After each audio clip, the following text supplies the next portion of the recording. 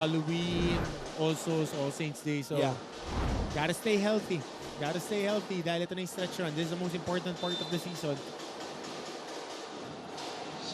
You know, Coach Hammer, this feels like one of the fastest seasons I've ever experienced. I don't know how you feel. Well, jam-pack kasi yung games natin. We have 5 game days courtesy of our mga kapuso network natin that gave us a platform to play 5 days a week, and it alleviates the long season natin na dahil 10 nga yung teams na kasali. And this is also the first time that the teams or the league does not have 3 games on a Sunday. Huwag ka mag-alala. Pagka nag-juniors, malala 7 ng umaga ulit tayo. Sanko, meanwhile, missing. And Rayson, who scored the first basket here in the second quarter, bounces it off a Benilde player. So it's Letran basketball.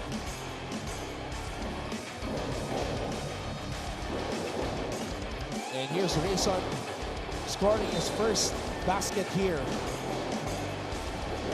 In every basket, talagang lamog si Kurt Rayson to get to the shaded area. Quite tough for him.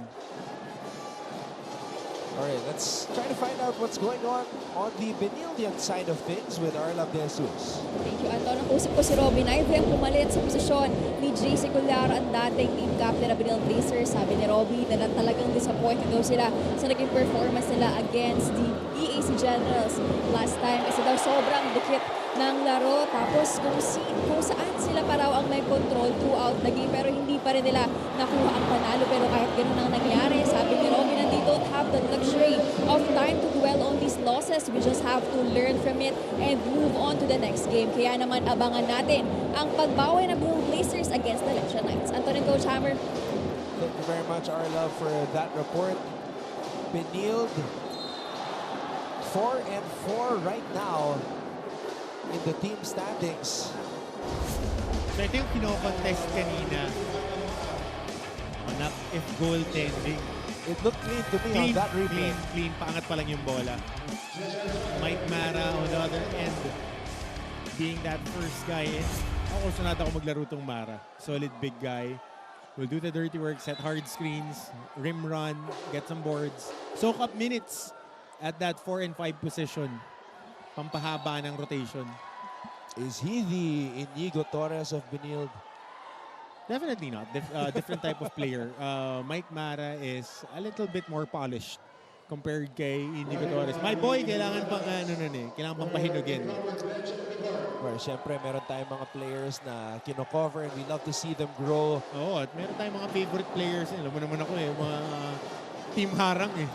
Okay, Sean O'Malley, tsaka Mark Omega, di ba? Ano nun na? Pasensya lang. Ito yung kino-contest kanina na tumama daw sa board, but on that angle, kasi yung angle natin from this press box, ayan o, pa-release pa lang ng bola. And great job by Will Gozum on that chase down. And a great show of patience by our officials, not throwing a tech right away. And Gozum comes up with the board.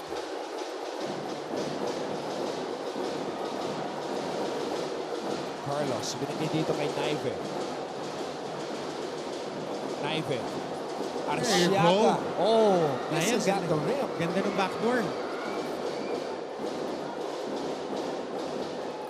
Good wiper screen. Good wiper screen by Pau Havillonar. And Havillonar flexing on them. Oh my.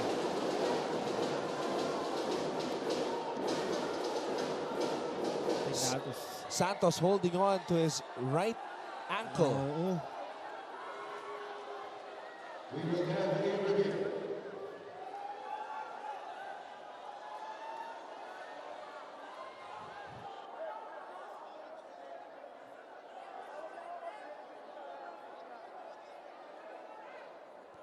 Kevin Santos on the floor right now, holding on to that right ankle. Oh. He's leading Letran in scoring as of the moment with 4 points. Not a high-scoring game, obviously. 1 rebound and 1 steal for Santos. Lahat ng kanyang puntos nang galing sa free throw line. But here he is. He's back on his feet. Silipin natin kung ano ba talaga nangyari doon.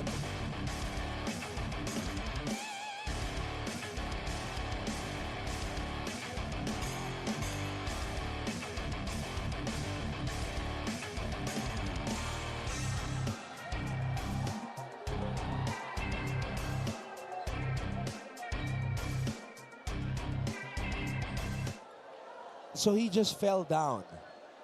And Sanko just leaned on one of those boards on the baseline. I didn't see an ankle turn. Baka naapakan eh. Baka naapakan nung Well, buti na lang, hindi ako referee. let's see what the referees will say.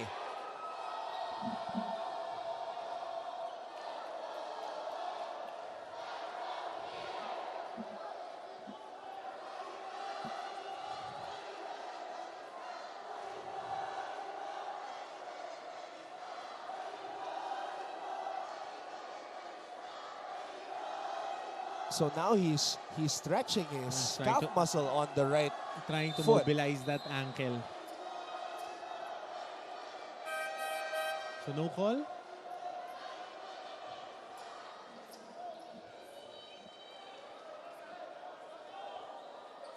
Play resumes. Good. No call. Ni-review lang kung merong merong untoward. Walang tawag. Walang tawag. So play resumes. Konting nagkabuhol lang. Sumenya siya ng substitution. Hindi, mandatory kasi. Santos is Pag merong rule to sa FIBA, when there is an injury timeout, the guy that is being attended upon shall be subbed out on the ensuing possession. 5-point lead by Benilde. Arsiaga. Picked up by Bautista. Rayson. Flipping it up, and then Kurt Rayson is energized. So another hard attack by Kurt Rayson. Yun na talaga. Yun ang kailangan niyang gawin eh. Sanko. Naive putting it up and in. Good save by Sanko. Calling this pinky play. Watch out for the zipper and elevator screen.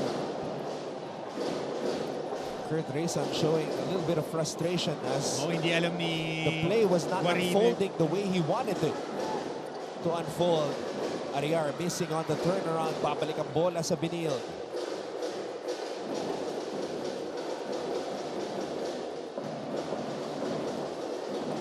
Gozo shoots a three. Settling for that shot. Ang si Will Gozo.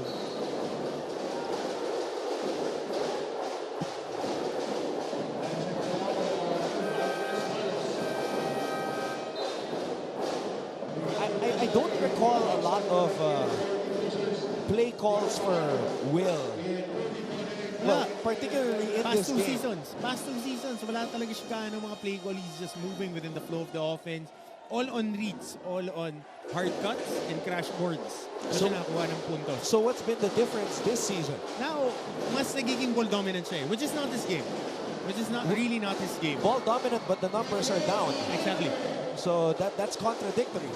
Let's go now to Letran for this update with Lizelle Nerves. Anton and Coach Hammer, even if the games are pushing each team to their limit, the Letran Knights are out here to take this win fueled with eagerness and more sense of urgency at dagdag pa ni Kobe Monne. Ang game plan nila dito ay idaan sa takbuhan. That is our strength, so let's show it on court. And you also mentioned na palagi niyang paalala sa koponan kada laro ay ipanalo natin to para kay Coach. Kung mataas ang tiwala ni Coach Renzi sa Knights ay mas mataas pa daw ang tiwala nila sa kanila. And also regarding Kevin Santos, it was just a stretch in his right ankle and he is now recovering in the benches. Shutting down all negativity, will they be able to keep that intensity and prove all the doubters wrong? Ayan lang muna galing dito sa panig ng Knights. Back to you, Anton and Coach Ham. Thank you very much, Lizelle, for that update. They are trying to run, but only have 4 fast break points. Benilde has 6.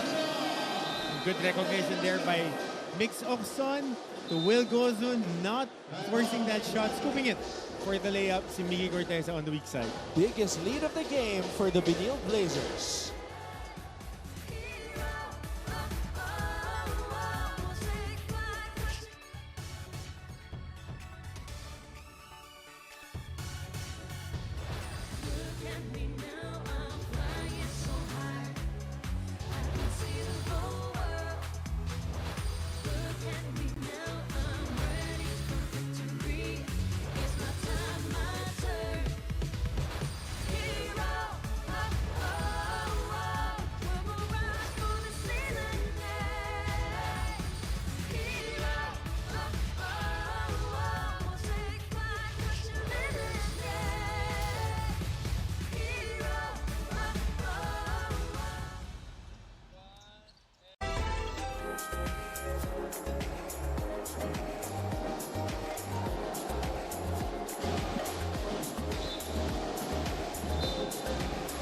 Back here inside the Phil Oil Eco Oil Center in San Juan.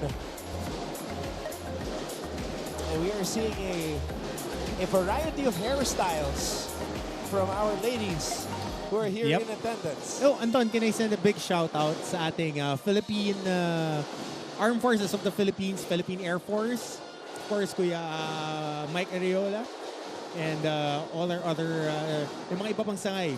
Army, Navy, lalo-lalo na Sunday ngayon.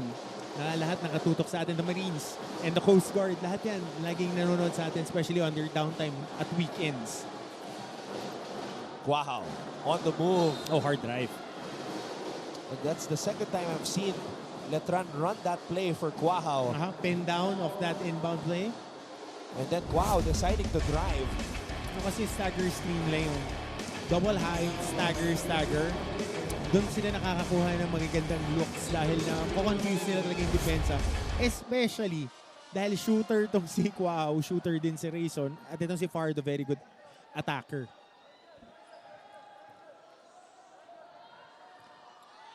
But on this set, si Monte yung isa nila, so he can crash the boards.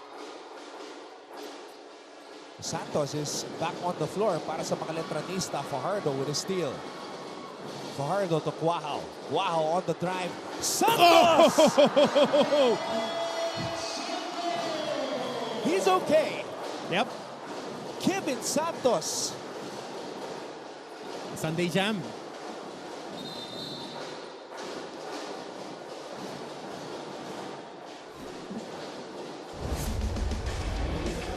Deo Quahao aatake.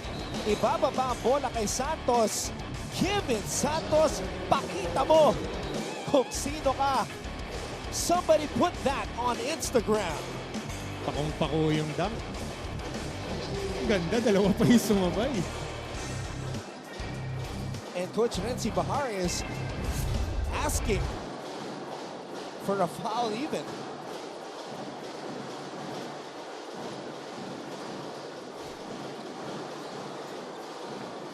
Santos. Oh, harap-harapan. And that's what Mark Sanko gives you. An offensive rebounder who can shoot from 3. Meron may mga Austin Crozier type. Di ba? Yung mga offensive rebounder na outside shooter. Oh, good rim run by Corteza. Sayang lang, hindi na shoot. Monje. Fajardo. Good recovery by Nico Fajardo. Pasabit pa. So ba yun, yung Austin Crozier? I love that Pacers team. Oh, 3-point shooter na offensive rebounder. Tapos bagsak lang yung buhok. Natapat kila Shaq eh. I'm just surprised that mas naalala mo yon or mas binanggit mo yon kesa sa Davis. Dalawang Davis. Di ba yung Austin Crozier yung third big guy nila na coming off the bench, 6'10", shooter from the outside. Order ko lang kasi ng sapatos na suot niya sa finals eh. Kita mo, pinost ko eh. Kaso white and red. Diba? Tapos mabante mo, Shaquille O'Neal. Rick Smits. Yan. Dale Davis, Austin Crozier. Sam Perkins na no? Tapos I na. think he was still Ando mo there. masyado nag-final sila. Jalen Rose, right? Jalen Rose.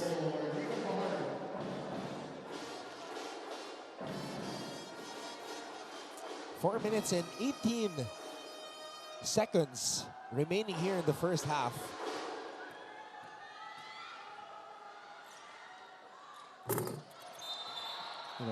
Uy, And Santos hits the deck. bagsak na naman si Santos. Naka-arm lock eh. Two guys naka-lock sa isa't isa. Siyempre, Sunday, kapit tayo kay Jesus, huwag sa kalaban. Paul talaga yan. Si Turco yung katabi ni Kevin. Hindi, ayun o, yung kay Sanko, silang dalawa. Silang dalawa ni Sanko. Magka-wrap yung ayun o, left arm. HHWW while boxing out eh. Tatawagan talaga yan. Lalo na dami natin mga HD cams ngayon. Sinandwich eh. Hindi, yun talaga. Kasi sir, you're the best rebounder. Talking about Kevin Santos. Expect two guys to really hit you. Hit and check, not to injure you. Hit and check, para hindi ka na makakuha ng bola. Again, your value as a big guy is directly proportional with the way that you rebound and crash the boards. But because he was pulled down, the referees have to decide the proper sanction here. Tingnan natin kung anong tawag.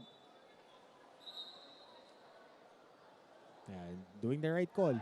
It's a foul No. on Sanko. Naka-arm lock talaga si Marco.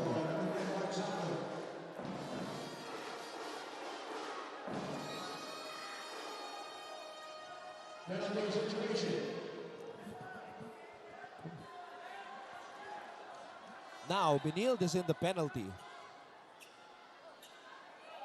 So Santos will shoot these free throws.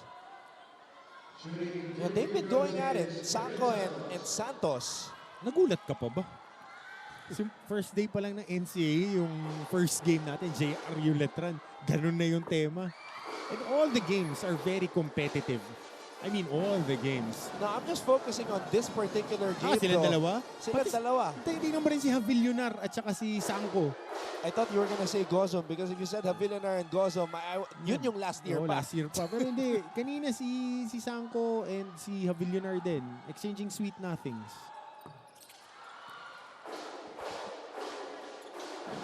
Meanwhile, Cortez against the rebound.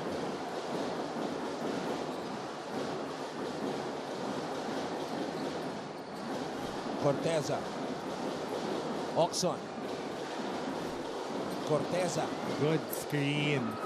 Then yung UCLA action doon. From the post ng small guy to the big guy, hindi lang na-shoot yung one-hand floater ni Miggy Corteza. So double high play. Watch this. Going for that stagger screen and that baseline stagger. Fajardo. Being patient. Gets the ball to Deo Cuajao. Cuajao steps back. Fade away. Nope.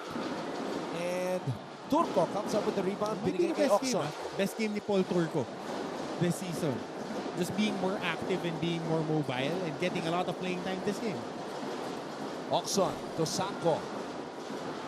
Turco. Traveling. Too much passing in the paint there.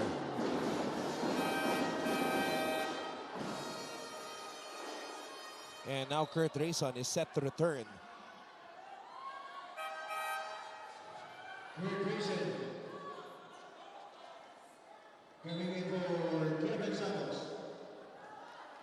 Mga reinforcement natin, nasa court agad eh.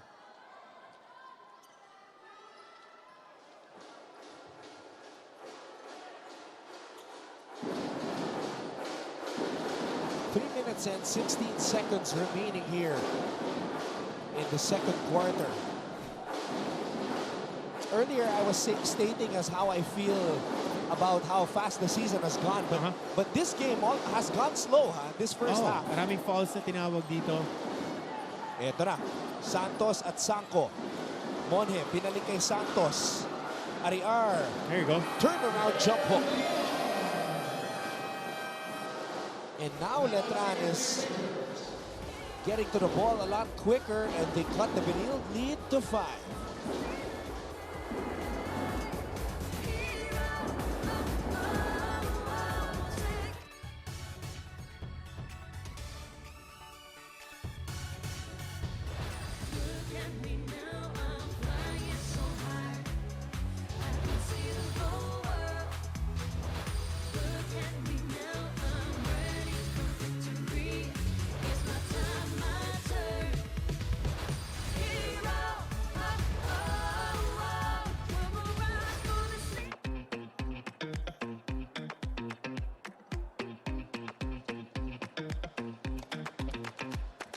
Now let's check out the fan cam here in our coverage of NCAA Season 99.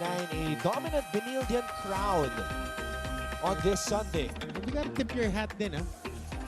This season, a lot of students, a lot of alumni have been doing the trek to go here in the Philoil Eco Oil Center. Even on weekends. Ang kagandahan pa pag weekends, even yung mga bata na indoctrinate na.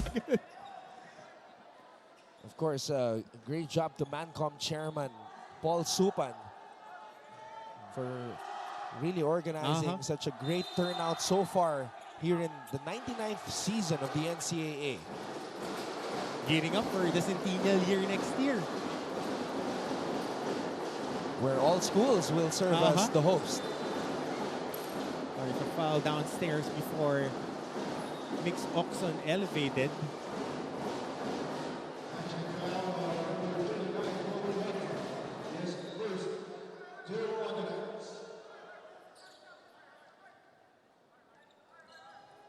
Coach Charles Tew. Consultant Raiko Toroman on the bench behind him. Naive absorbs the contact. Ariar secures the rebound.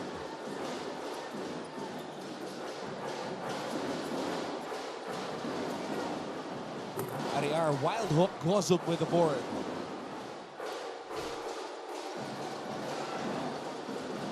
Gozum is asking for it. And Oxon sets him up. And in turn, Gozum sets up Naive. Good look on that short roll by Will Gozun. And first thing is, ito yung willingness niya to set the screen. Recognizing naman itong si Will Gozun na on the short roll, rotate yung baseline defenders. Tatlong tao yung nakapalipit sa kanya, stepping in si Robbie Naive. And on the turn, ng help side defender, napafoul pa. That's one of the smoothest plays I've seen Benilde run all season long. And it's a basic one. Single high ball screen. Medyo malalim pa nga yung pagkaka-roll ni Will Gozun. On the short, mid-short roll, stepping in itong si Robbie Naive. And it was starting off a little bit iffy because Gozum was asking for the ball and then Oxon was not giving him the ball.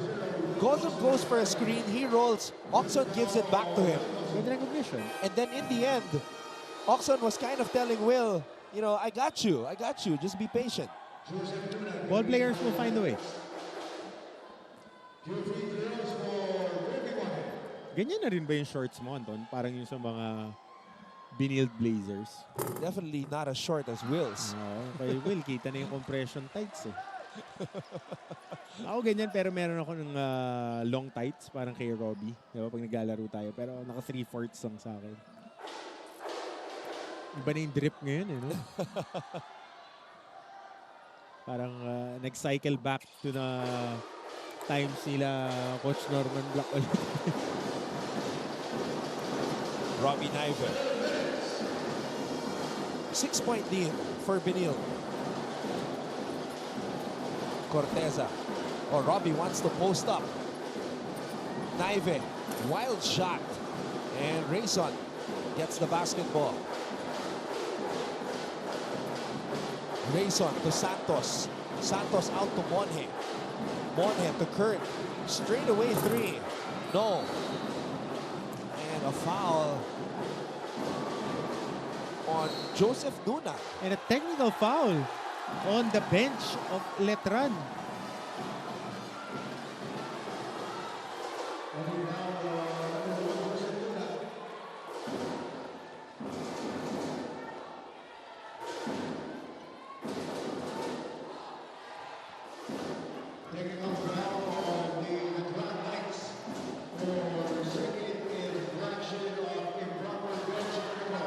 And mukhang natawagan si Coach Raymond Chongo. Second infraction. Improper bench decorum. Sinasabi nila hawak daw yung jersey ni Mark Sanko.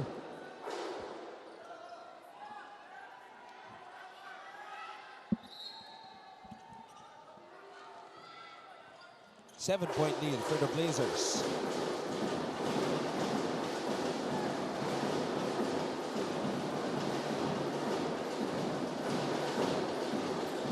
Corteza. Gozum missing on the putback. That's his game. That's his game really. Crashing the boards, getting that extra possession. Yun yung sinasabi sa'yo kanina, Anton eh. Ngayon, mas naghahanap siya ng bola to execute instead of playing in his natural role that gave him that MVP season.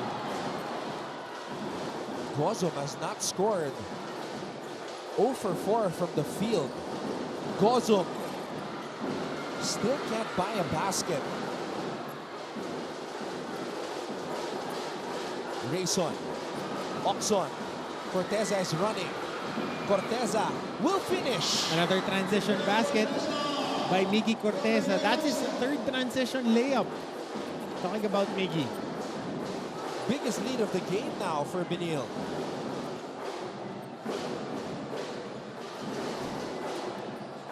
Wow.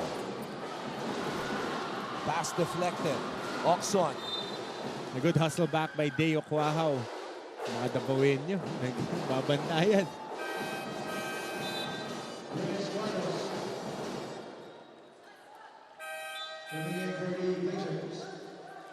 Oh, this is a nice lineup. Will and Robbie playing that. Check that. Will and Miggy playing that 4 and 5 position. A little bit smaller, a little bit faster. But now you maximize both their talents. Wow, this last play starts with Carlos.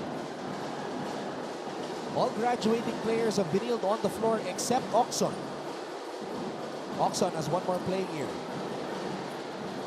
Carlos missing on the drive. Monhe at the buzzer. And that will do it. Benilde ends the first half with their biggest lead of the game at 9. Score is 35-26.